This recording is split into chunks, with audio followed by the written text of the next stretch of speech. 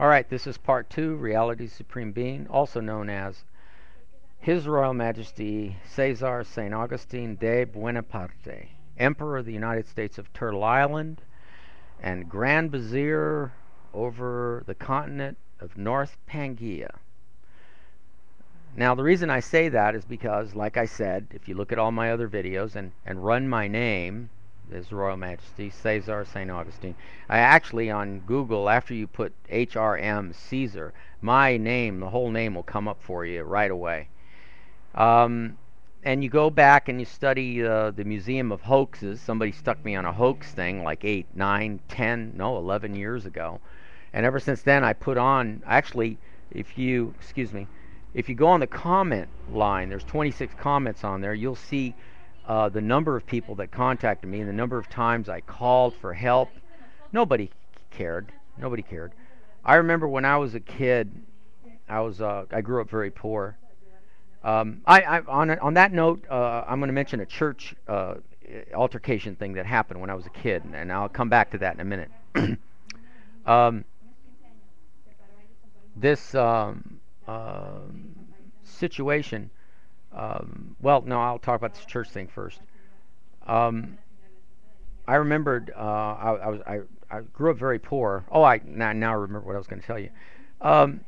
When a person runs for president, people usually look for qualifications. Now, I already suggested, and my twin suggested many, many years ago, what the best way is to pick our politicians. And you'll hear this best way on one of my other videos. Sorry, I'm not going to tell you which one. You're going to have to look at all of them, because each video is a step-by-step process of getting to know me. Yes, I gab a lot, and I talk a lot, and I babble, but you will hear my intelligent things come out in blips here and there, and once it's like a jigsaw puzzle, and once you put it all together, you'll get the right picture of where I'm coming from. Now, like I said, I grew up very poor, and I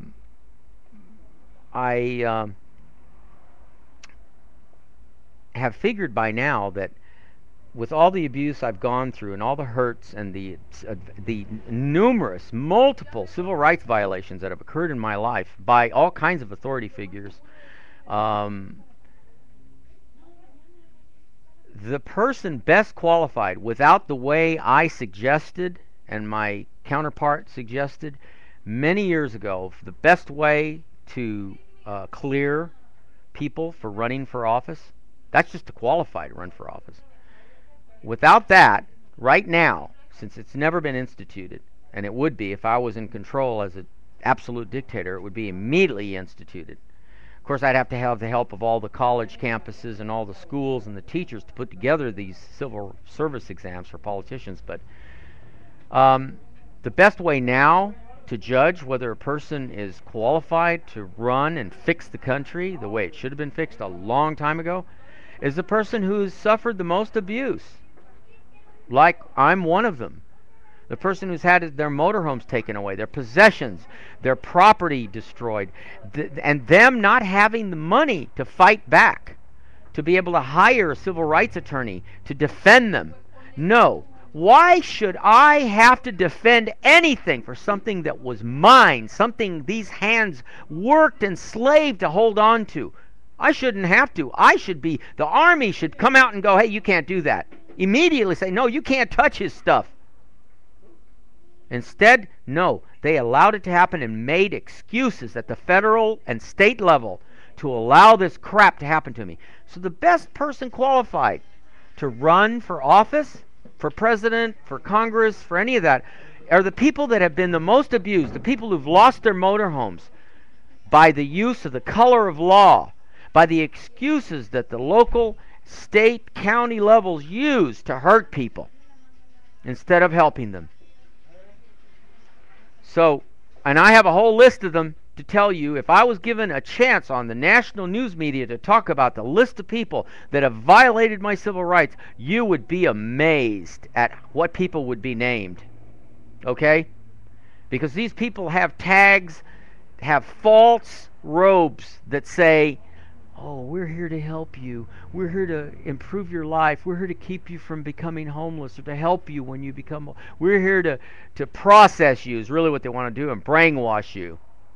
To take away your freedoms, to take away your possessions, to use the color of law to destroy a person's life, to commit murder, to take years away from a person's life, because once they hurt you, you have to respond.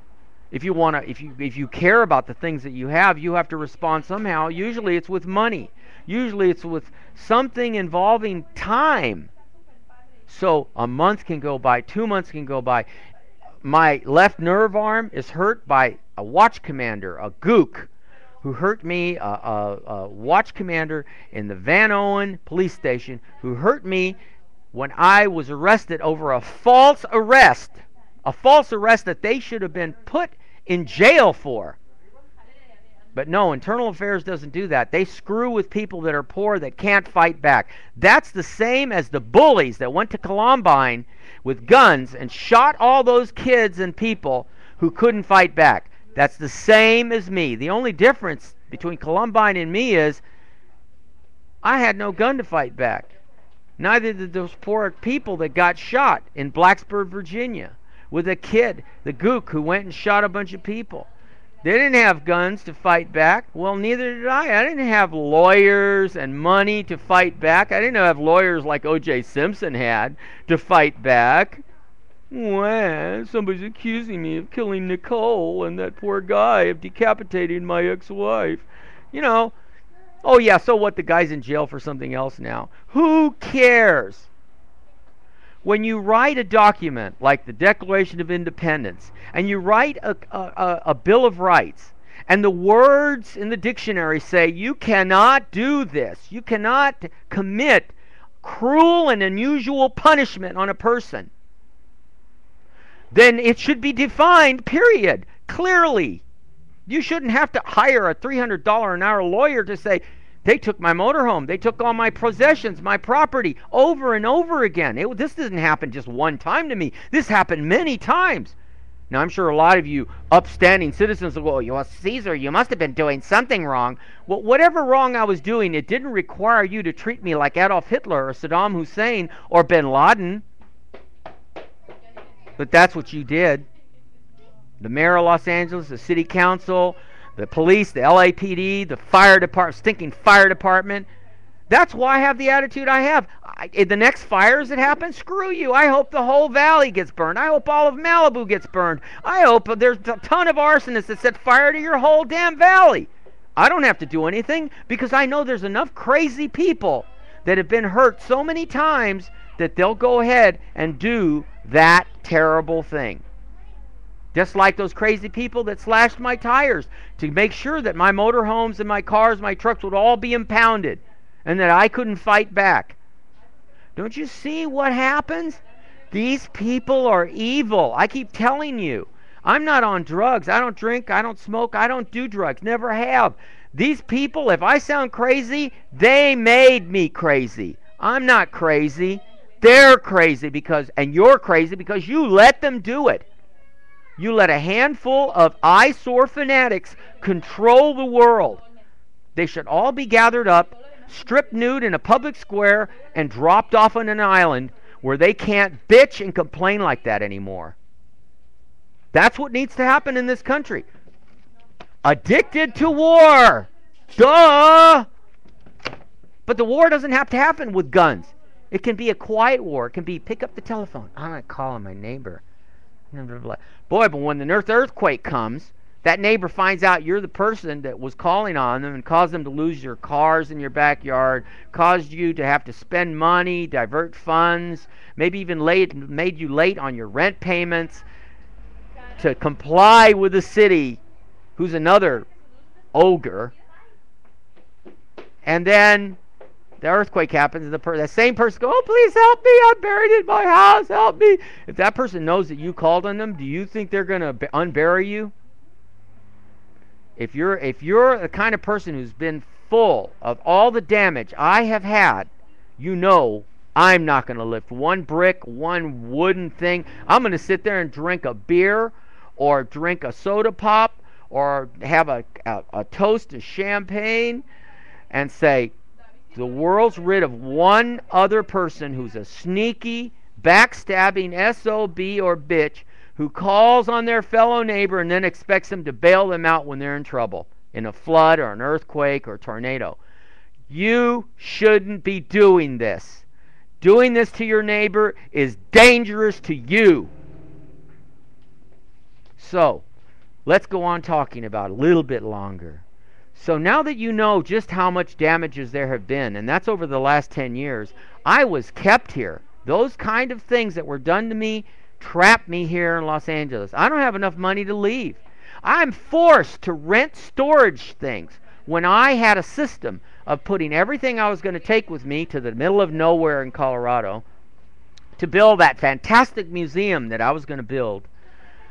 Which would have benefited a lot of young people in the world. When they come to my museum, it's going to be the museum to end all museums. But no, you had to come to my world and destroy it over and over again. So see, it isn't just the military that's addicted to war.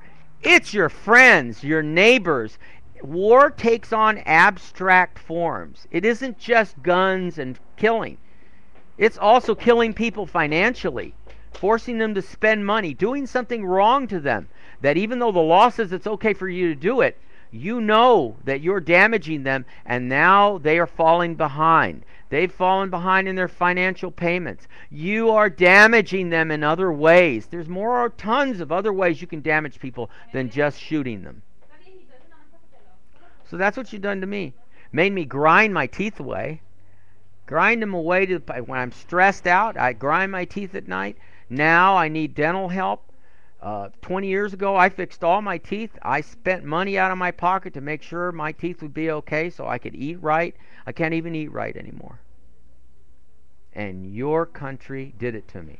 So I'm sorry that Osama bin Laden didn't see, at least, I don't have some verification that he saw some of my tapes so that he could go, see, I told you, people in America are evil. They are infidels. That he was right. And so is the Arab countries, that Americans are infidels because they don't listen to people like me. See, now, I didn't do what bin Laden did. I didn't raise a finger. I don't set fires. I don't kill people. I don't do any of that. But when you drive a person crazy, when you kill their children, their mothers, their relatives, when you do all this damage to them and you do it over and over and over again, what do you think you're going to do? They're going to sit there and say, okay, keep beating us up, keep using our country, keep stealing our resources. It wasn't enough that European man came to America, which the indigenous people never gave you permission, the German map maker, to stick the name America on this continent. But you come here, you plant your flag, Spain, France, Italy, you plant all your flags, claim the land that's clearly not yours. Then you consume the genetics of all the indigenous people.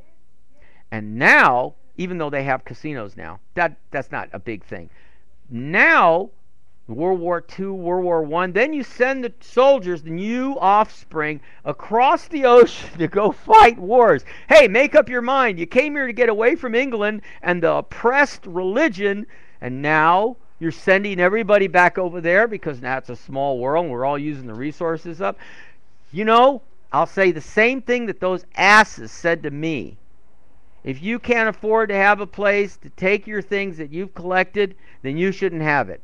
Well, this is my message to all politicians, and I say it in the name of the death of Osama bin Laden. As bad as he was, as negative as he was no different than Barack Obama, than George Bush, than the military, than the Joint Chiefs, than the Supreme Court, no different than every American citizen that pays taxes.